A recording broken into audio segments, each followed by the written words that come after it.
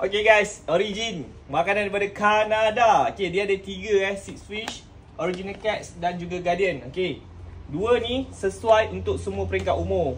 Kitten, adult boleh makan sekali. Alright, cuma ada perbezaan. Kalau kucing yang jenis ada isu allergic, tak boleh makan ayam langsung, kena ambil base ikan. Yang ni fully 6 jenis ikan. Okay, dia guna raw.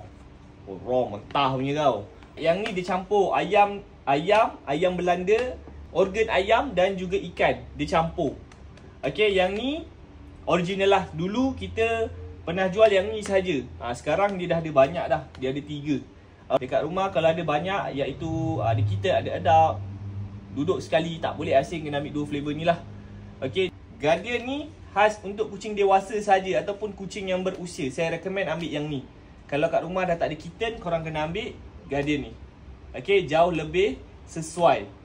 Lagi extra penjagaan untuk kucing yang berusia ataupun kucing dah sunat. Okay, dengan syarat kawal portion makan. Senang cerita, produk macam ni korang boleh kawal portion dan kucing makan tak banyak sangat.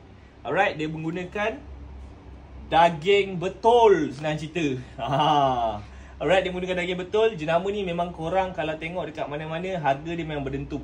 Okay, insyaAllah nanti boleh tengok baku kuning. Kita akan masukkan di baku kuning ataupun dekat showcase.